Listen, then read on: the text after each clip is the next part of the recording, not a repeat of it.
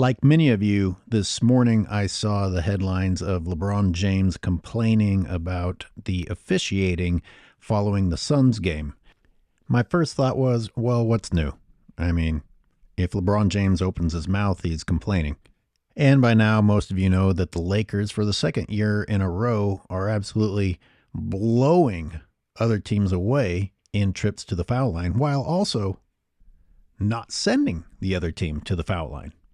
That's a pretty massive advantage. And of course, there are those who provide excuses for this, explanations for this. Bottom line is, they're getting the free throws, and the other teams aren't, by a crazy wide margin. But none of that is actually what I want to talk about, because it wasn't even LeBron James complaining. Well, he complained, but it's the manner by which he complained. All he had to do was agree with the reporters complaining for him. And this is pretty standard at the ends of games.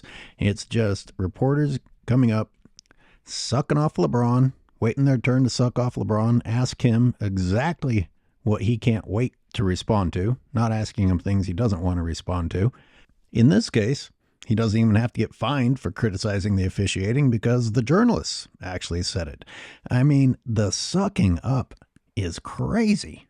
LeBron, you guys shot 8 free throws, but did you feel like tough whistle tonight? It looked like you felt like it was a tough whistle. The lack of accountability, the lack of holding anyone accountable is what's crazy. And this is an ongoing theme. I was going to do a whole long mini doc showing how the media doesn't hold these players accountable. Therefore, how can you expect them to behave in an accountable manner? But that's just going to take too long. And besides, there's a new example every day. You know, I could never finish it. So let's just start with this one. Yeah, for sure. I like to talk about rewarding bad behavior on this channel because LeBron James and his antics were, well, they were what they are every single night that he's out there, and it was disgusting, and he got the result that he wanted. The journalists were like, LeBron, it looked like you thought it was a tough whistle night. Did you want to speak on that some more? Sorry, I've got to rant on this a little bit more, because when you look at the way that LeBron is complaining, you would think that the most egregious foul ever happened. And remember, I'm fresh off of watching 1987, 1991, 1992. It was so refreshing to see a defender have a palm lightly on somebody and it not get called a foul. When there is this little contact, you know, I don't want to argue the technicality with you modern pussies that want to say that it is a foul. Fine, take your foul. But when a player acts like minimal contact, questionable contact, debatable contact is a egregious foul, then clearly he expects no resistance at all and is not interested in a competitive sport. He expects a free path. And this gets even weirder because they did call the foul, this ridiculous ticky-tacky, maybe even phantom foul. They called it, and he still looks like this. It would be refreshing if this guy would once acknowledge that he initiates contact, and you got to expect some contact here and there when you're initiating the contact, and the refs aren't always going to call it your way. You've got to play through it. When's the last time he said something even close to that? This guy is throwing himself in an awkward manner at defenders and then gets mad when that doesn't result in him going to the free throw line, which, of course, again, rewarding bad behavior. He's accustomed to getting to go to the free throw line. Now he has a shit fit when the refs start to call it a little bit closer to being fair. Still a long way from being fair, but a little bit closer to being fair. LeBron gets a tiny taste of what the other teams in the league are going through, and it's not acceptable. By the way, one more thought on this play. If it's not a foul, then it's a travel. Watch. And 1, 2, 3, fly through the air and fall on the ground. That's definitely a travel if it's not a foul. Not called. This goes beyond me hating on LeBron James. It's just hating on the refs because it's one or the other. The fact that he didn't call anything doesn't make it okay.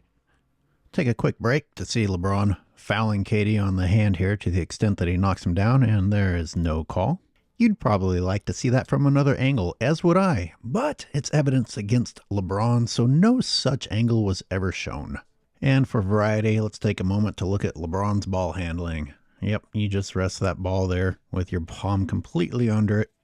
Maybe even use your stomach to regain control of the ball. And what you doing with that arm there? There's obviously contact by both parties here, but when I analyze it, I realize that the defender makes a play on the ball. The contact is caused by LeBron James extending his arm and then hitting the defender with his shoulder like he's a lead blocker. He's got his hands up in complain mode, even though he got the call. I mean, in slow motion, I'm starting to think that that was an offensive foul. I don't know. What is it? What are defenders allowed to do? LeBron James has an entire arsenal of violent moves to attack defenders, and if they don't just get completely out of the way, LeBron James gets to go to the free throw line.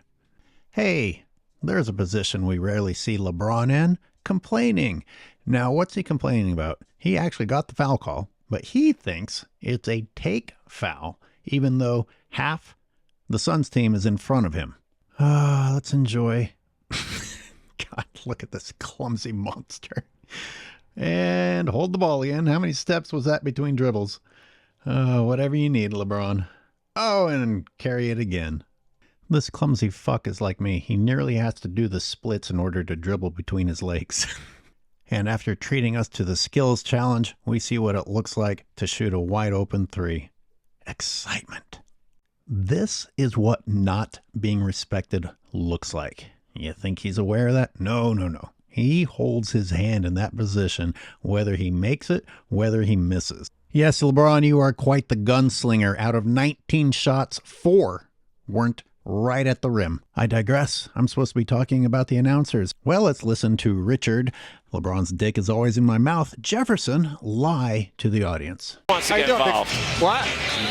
Did you travel? Oh, he wants to know if he traveled. Look, I'm objective here. Some people have trouble talking when they're lying.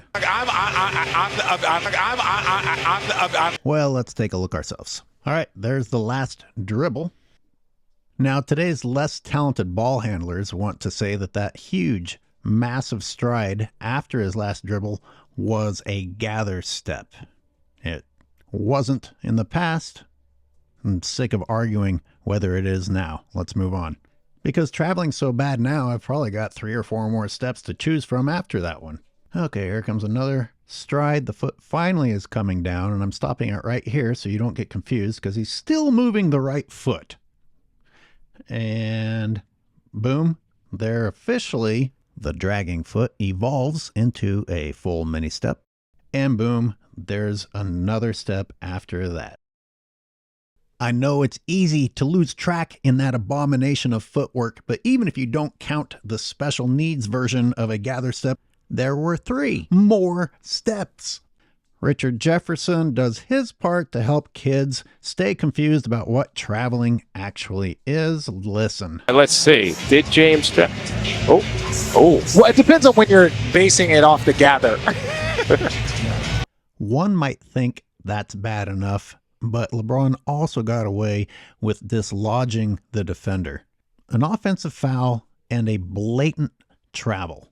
Now, this doesn't look great on Nurkic's part, but if you think about it, he's backpedaling and moving his arm out of the way while LeBron shoves his head into him like a battering ram. Look, Nurkic's body and his arms are moving backwards right until that swing at the ball. He misses, but it's a play on the ball, but it's here at this point that LeBron misses that the whistle finally blows. Believe it or not, Richard Jefferson doubles down on his bullshit by saying it doesn't matter if LeBron traveled if the foul happened first, indicating that he thinks that Nurkic getting run over at the top of the key is a foul on Nurkic, not LeBron. If the foul takes place before the travel, then it's still a foul.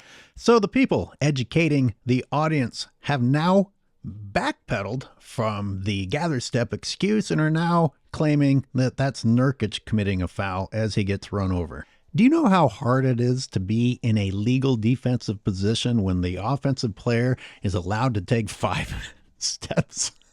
Believe it or not, I have an even worse example of traveling that was uncalled from this game, but I want to switch to something else for a moment.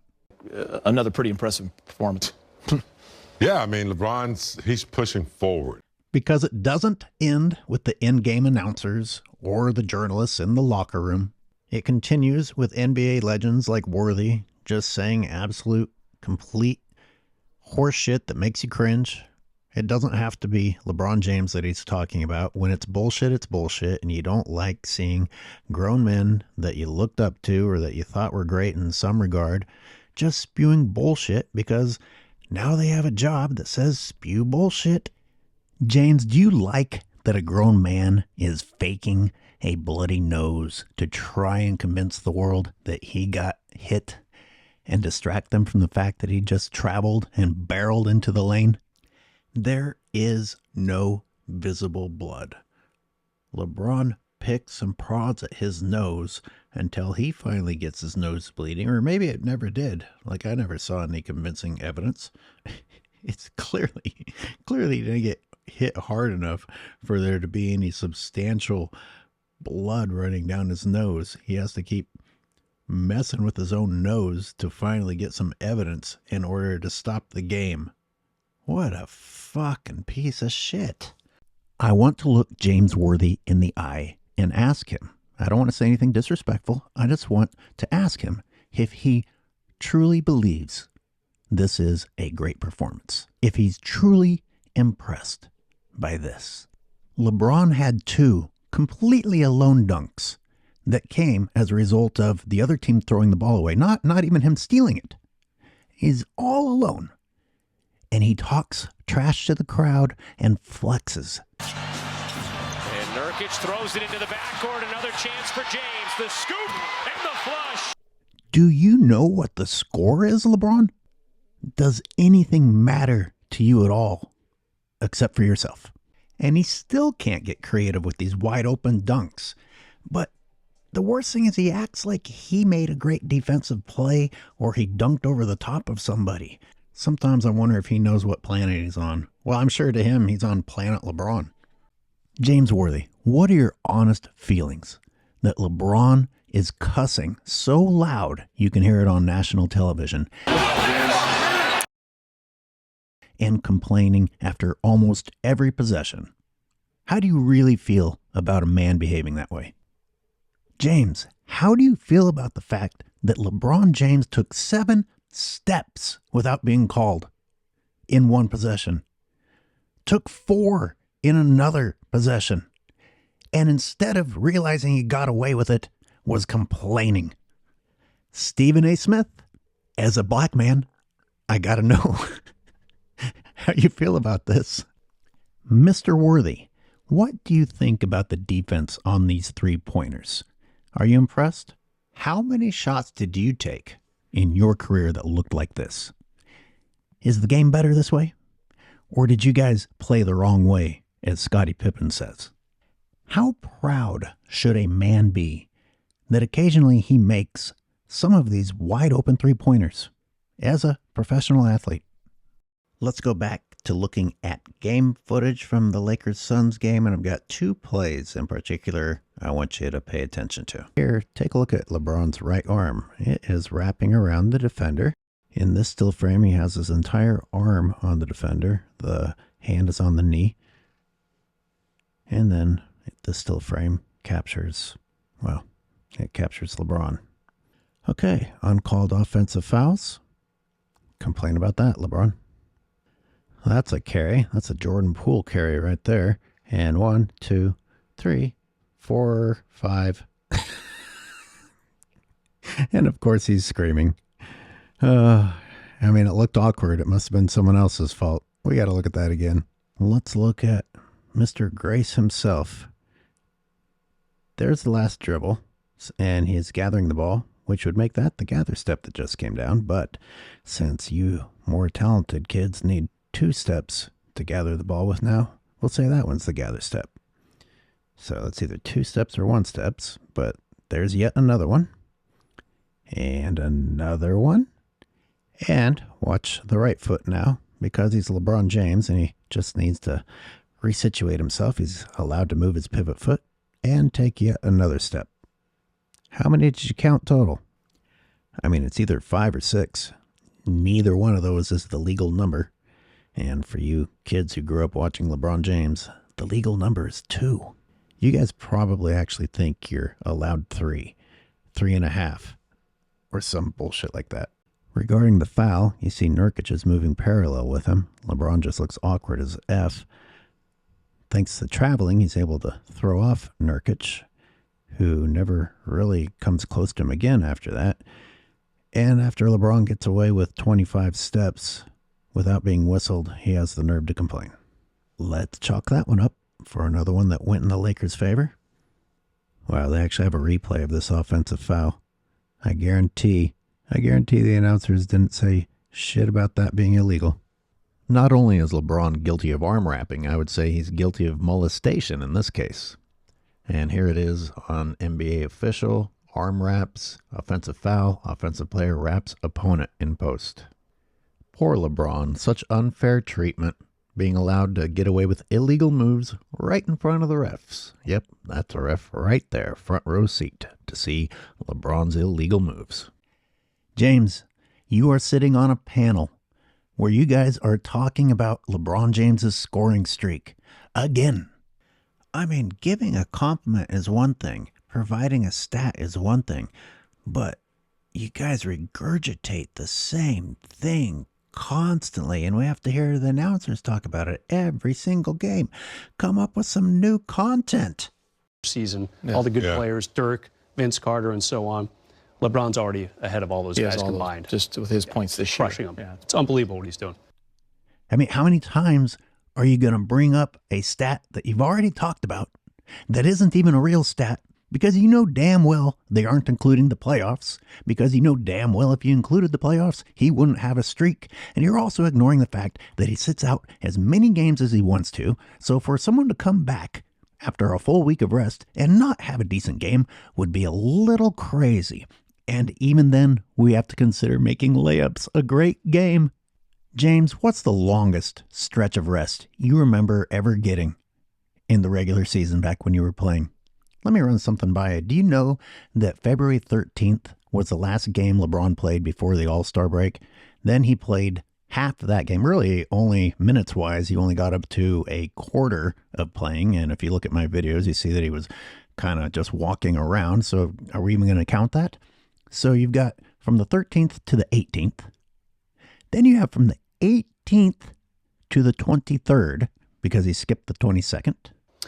Love what he did today. I love the rest he's going to get till their next game Wednesday against the Clippers. Now he's getting rest again until Wednesday against the Clippers, and who knows, maybe he'll sit that one out.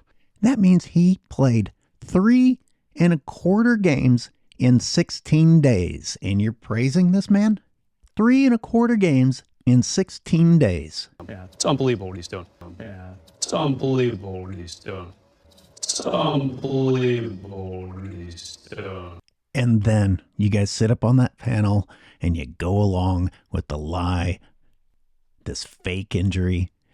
We talked to LeBron in the pregame show, and you saw it on the broadcast, just the work that he and Mike Mancias are doing at all times to keep that ankle in condition to play big game, James. But what we've My question, James, what trainer did you ever have that said, go ahead and play when it's not healed? Sit out the next game, then go back in the next game. Is that how you heal? Or do you stay out until you are healed? I mean, either be tough and play through the pain, or sit out and heal. But none of this, I'm injured today, I'm not injured tomorrow. That's fake. It's fake. Heal or don't heal. If you're not going to sit out and heal, then shut the F up.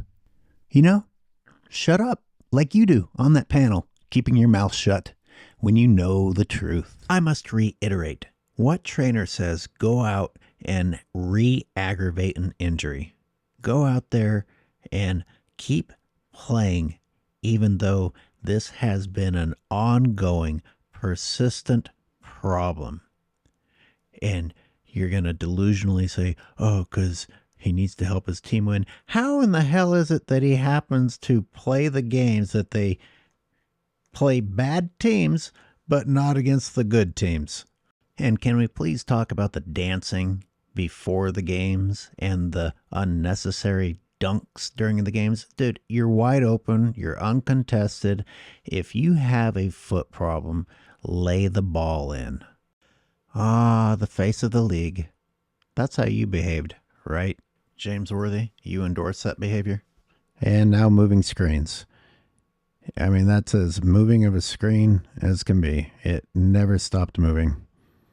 James Worthy, as a former professional basketball player, as a professional analyst, how is it that you've sat on this panel all season and not once mentioned that the Lakers close the gap between the other team when LeBron James is on the bench? An entire season, you're going to ignore that trend all season? And that's even with, while LeBron was in, the Suns missing layups and throwing the ball away. Even with the Suns playing like crap, with LeBron James in, once LeBron James goes to the bench, all of a sudden, we go from the Suns having a 7-point lead to having a 2-point lead in only 3 minutes of LeBron being on the bench. A lot of coaches, a lot of teams is like, that's all the Lakers do is get to the free throw line. It's like this narrative out there. A narrative out there that has nothing to do with the fact that the Lakers took about 1,000, literally 1,000 more free throws than their opponents last year. But it's just this narrative.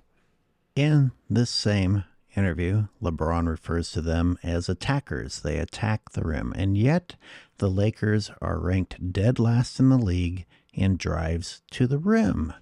Now, some have come out and said, well, that doesn't mean everything because there's other ways to attack the rim than driving. Okay, so just like that, we're going to dismiss that driving to the rim is a big part of being an attacking team.